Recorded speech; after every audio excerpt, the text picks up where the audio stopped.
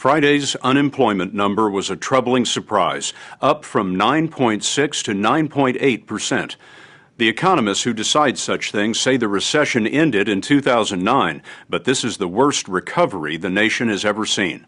Ben Bernanke is concerned.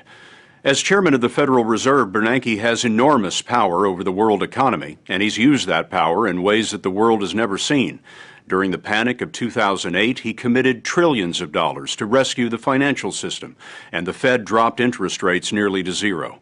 Now, in a new move that's become controversial, Bernanke intends to commit another $600 billion to hold down interest rates. Chairmen of the Fed rarely do interviews, but this week Bernanke feels he has to speak out because he believes his critics may not understand how much trouble the economy is in. We wanted to know whether we're headed for another recession, whether Congress should extend the Bush tax cuts. But first, we wanted to talk about unemployment, which has been at 9.5% or more for 16 months. The story will continue in a moment. The unemployment rate is just not going down. Unemployment is just about the same as it was in mid-2009 when the economy started growing.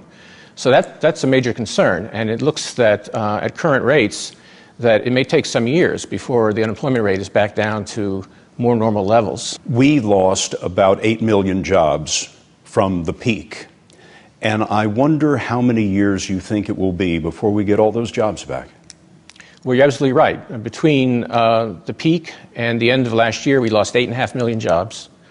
We've only gotten about 1 million of them back so far, and that doesn't even account the new people coming into the labor force. At the rate we're going, it could be 4 or 5 years before we are back to a more normal unemployment rate, somewhere in the vicinity of, say, 5 or 6%. 4 or 5 years. And Bernanke told us something else that makes that even more painful. The other aspect of the unemployment rate that really concerns me is that more than 40% of the unemployed have been unemployed for 6 months or more, and that's unusually high. And people who are unemployed for such a long time, their skills erode, their attachment to the labor force diminishes, and it may be a very, very long time before they find themselves back in a normal working position. Ben Bernanke was appointed in 2006 by President Bush and reappointed by President Obama. He grew up here in Dillon, South Carolina, the son of a drugstore owner. He studied economics at Harvard and MIT and chaired the economics department at Princeton. I hope some of these young people are working on a way to fix the economy. We met Chairman Bernanke Tuesday in the Thompson Library on the campus of Ohio State University. He was in Columbus on one of his frequent trips to hear how people are coping with the economy.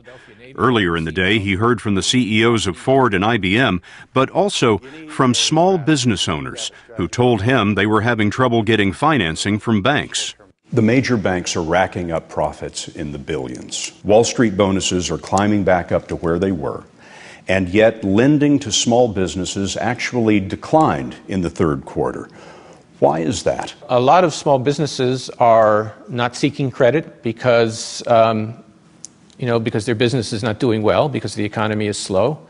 Others are not qualifying for credit, maybe because the value of their property has gone down. But some also can't meet the terms and conditions that banks are setting. Is this a case of banks that were eager to take risks that ruin the economy being now unwilling to take risks to support the recovery? We want them to take risks, but not excessive risks. We want to go for a happy medium. I think banks are back in the business of lending, but they have not yet come back to the level of confidence that, or overconfidence that they had prior to the crisis. We want to have an appropriate balance. Bernanke's first interview ever came in 2009, shortly after the panic. Wow. It was then that he gave us a rare opportunity to see the Federal Reserve headquarters in Washington. Last month, Bernanke announced the Fed's intent to buy $600 billion in U.S. Treasury securities, which is supposed to have the effect of lowering rates on long-term loans for things like cars and homes. Bernanke wanted to emphasize that these are the Fed's own reserves. It's not tax money, and it doesn't add to the federal deficit. What did you see that caused you to pull the trigger on the $600 billion at this point? It has to do with two aspects. The first is unemployment. The other concern I should mention is that inflation is very, very low, which you think is a good thing and normally is a good thing. But we're getting awfully close to the range where prices would actually start falling. Falling prices lead to falling wages. It lets the steam out of the economy and you start spiraling downward. Exactly. That's deflation, and that's what happened in the Great Depression. How great a danger is that now? Well, I would say at this point, because the Fed is acting, I would say the risk is pretty low. But if the Fed did not act, then given how much inflation has come down since the beginning of the recession, I think it would be a more serious concern. Critics of Bernanke's Federal Reserve have the opposite worry. They say that the $600 billion and holding down interest rates could overheat the recovering economy, causing prices to rise out of control. Some people think the $600 billion is a terrible idea. I know that some people think that. What I think they're doing is they're looking at some of the risks and uncertainties associated with doing this policy action. What I think they're not doing is looking at the risk of not acting. Many people believe that could be highly inflationary, that it's a dangerous thing to try. Well, this fear of inflation, I think, is way overstated. We've looked at it very, very carefully. We've analyzed it every which way. One myth that's out there is that what we're doing is printing money. We're not printing money. The amount of currency in circulation is not changing. The money supply is not changing in any significant way. What we're doing is lowering interest rates by buying Treasury securities. And by lowering interest rates, we hope to stimulate the economy to grow faster. So the trick is to find the appropriate moment when to begin to unwind this policy. And that's what we're going to do. Is keeping inflation in check less of a priority for the Federal Reserve now? No, absolutely not. What we're trying to do is achieve a balance. We've been very, very clear that we will not allow inflation to rise above 2% or less. Can you act quickly enough to prevent inflation from getting out of control? We could raise interest rates in 15 minutes if we have to. So there really is no problem with raising rates, tightening monetary policy, slowing the economy, reducing inflation at the appropriate time. Now, that time is not now. You have what degree of confidence in your ability to control this? 100%. Do you anticipate a scenario in which you would commit to more than $600 billion? Oh, it's certainly possible. And again, it depends on the efficacy of the program. It depends on inflation. And finally, it depends on how the economy looks. How would you rate the likelihood of dipping into recession again? It doesn't seem likely that we'll have a double-dip recession, and that's because, among other things, some of the most cyclical parts of the economy, like housing, for example, are already very weak, and they can't get much weaker. And so another decline is relatively unlikely. Now, that being said, I think a very high unemployment rate for a protracted period of time, which makes consumers, households less confident, more worried about the future, I think that's the primary source of risk that we might have another slowdown in the economy. You seem to be saying that the recovery that we're experiencing now is not self-sustaining. It may not be. It's very close to the border. It takes about 2.5% growth just to keep unemployment stable, and that's about what we're getting. We're not very far from the level where the economy is not self-sustaining. The debate on Capitol Hill this week is over whether to extend the Bush tax cuts, which would likely increase the budget deficit. Bernanke wouldn't answer that question directly, but he certainly made one thing clear. Cutting the budget deficit must be done, he said, but it shouldn't be done right now. We need to pay close attention to the fact that we are recovering now, and we don't want to take actions this year that will affect this year's spending and this year's taxes in a way that will hurt the recovery. That's important. But that doesn't stop us from thinking now about the long-term structural budget deficit. I mean, we're looking at 10, 15, 20 years from now, a situation where almost the entire federal budget will be spent on Medicare, Medicaid, Social Security, and interest on the debt. There won't be any money left for the military or for any other services the government provides. And we can only address those issues if we begin to think about them now. Bernanke makes a point of remaining silent on specific proposals that Congress might consider, so we were surprised when he did offer up a big idea for making the economy grow.